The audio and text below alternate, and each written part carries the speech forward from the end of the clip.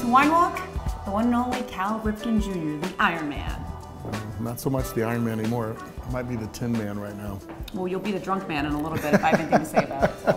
So for you, I picked a Lopez de Heredia, a Rioja, one of the oldest winemakers in all of Spain. And I picked this wine specifically because what vintage is it? 1995. And what happened in 1995? I broke Lou Gehrig's record in 1995.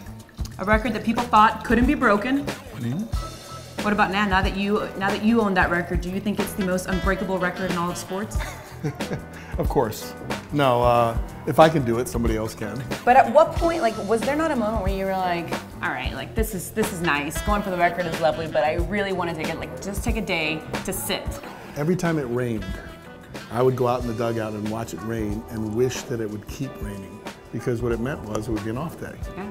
And even if the penalty was that you had to play like 2 doubleheaders in a row or 4 games in 3 days, I would say, okay, I'd rather have that off day. It was unexpected, it was a change in the routine. I'm exhausted just thinking about it. Cheers. Oh yeah, cheers, exactly. And I get to drink when I work, so see that? You were talking about people sharing their longest streaks with you. What is the weirdest, or maybe a streak that they shared where you were like, you know what, didn't really need to know that? I don't think I've ever been asked that question. Sorry, Cal. I'm from Maryland, huge fan. Hey, how you doing, man? It's real nice to meet you. Good to meet you. Thanks a lot. We're drinking wine out of this. Shit. That kind of day? You must have people coming up to you all the time. It does blow me away that people still ID me or recognize me in certain environments. Have Yankee fans yelled at you in New York City, Jared Jeter's better? Yeah. Yeah, naturally. The first I had name recognition, and then I had face recognition when you're out there a little bit. And I thought that I'd made it when I came to New York. And you're going down, and all the truck drivers would yell out at me, hey, the Yankees are going to kick your butt tonight, or... You're damn right they are. But I took that as a sign is that they're recognizing me now. I've been to Yankee Stadium when we were good and they were not. And then I've been to Yankee Stadium when they were really good and we were not.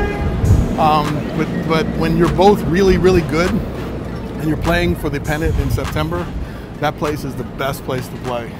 It rocks. Old Yankee Stadium? Old Yankee Stadium. Yeah. I think there is a difference in the new one and the old one. Yeah, I don't want to complain about the new one, but it was the house that they built.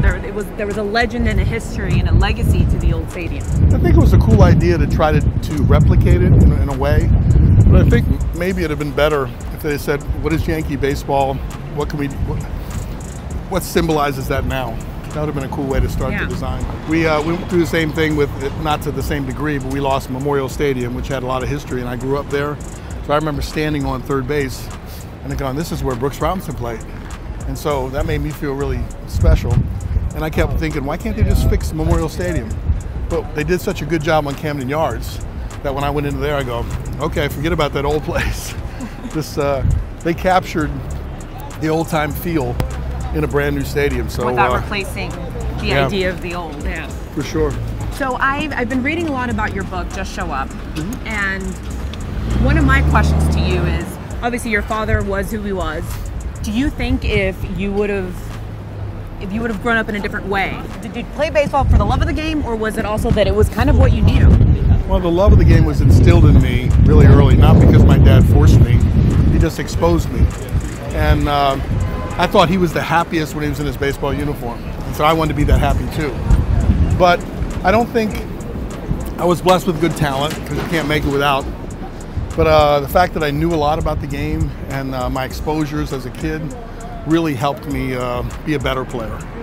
And who knows, my brother Billy says that I would have never been able to break that record if it wasn't for Dad, because Dad instilled in us, you know, the value, the commitment to go out there and do it this way, to show up and be ready to play. So I'm seeking your advice, because I know your dad said if you're ever with somebody you like, get advice from them that will stick with you. For sure. So how do you deal with disappointment? Because we all go through it. I don't know if I knew how to deal with that until I experienced the year in 1988. We started the season 0-6. They fired my dad. Then we went on to lose 15 more in a row, so we were now 0-21, and we were the laughing stock of the whole league. Then you have to dig inside yourself and kind of figure out what's important. How did you feel? I mean, because at that point it wasn't just a professional thing, it was a personal thing. Embarrassed, defeated. You ask yourself, is it all worth it? You don't know how it's going to turn out. But you looked around the room and all of us are in that same boat. And so we all supported each other better. We all became better teammates. And then we turned it around in the next year where we almost won the pennant against the Toronto Blue Jays. So you are a believer and everything happens for a reason? I've been a pretty lucky person in my life. How different are you right now than you were like 15 years ago as a human, as a person? Well, I'm about 20 pounds heavier than I was back then. Are you happy you didn't play in an era where the social media era, where everybody has a voice and everybody has a mouth and everybody has an opinion? And I think so. So I don't know if I'd have done real well with all the scrutiny that the athletes come under today.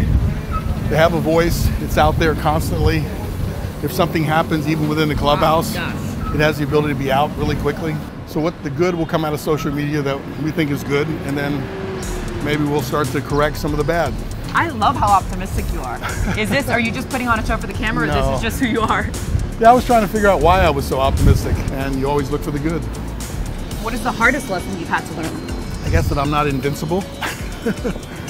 Playing all those games and pushing through some tough times. I played through a herniated disc in my back, which was... My back, by the way, hurts now. So. Does it? Oh yeah, jumping out of a car yesterday because I'm getting there. I'm getting to the point where I can't move as quickly as I used to. No. I'm in my and 30s, and it's it only different. gets worse. Yeah. Trust me.